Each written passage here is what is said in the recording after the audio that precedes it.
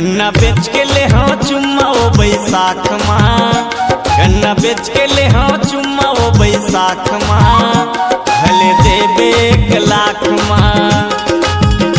गन्ना बेच के ले हाँ चुम्मा वो बैसाख माँ, भले देबे 1 लाख माँ।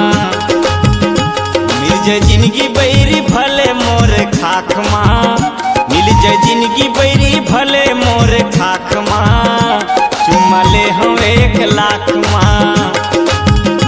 गन्ना बेच के ले हाँ चुम्मा वो बैसाख माँ, भले देबे 1 लाख माँ।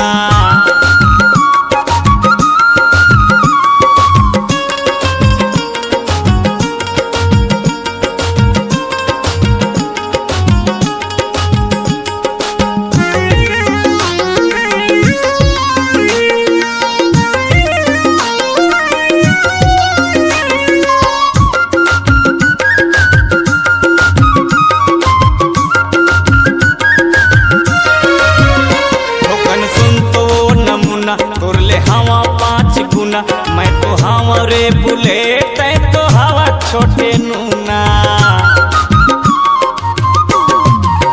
हाथों कन सुन तो नमूना तोर ले हवा 5 गुना। मैं तो हवा रे बुलेट तो हवा छोटे नूना, जब ले देखे हवा गड़े हवा आँख माँ, जब ले देखे हवा गड़े हवा आँख माँ, चुम्मा ले हम 1 लाख माँ।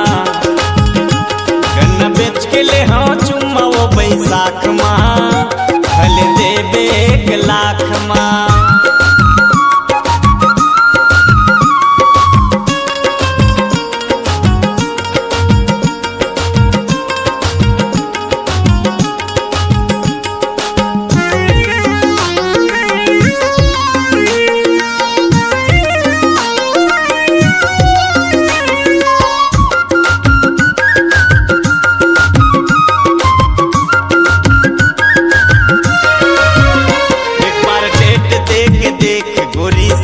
हो जाबे जल्दी कर लेना डिसाइड नहीं तो लेट हो जाबे।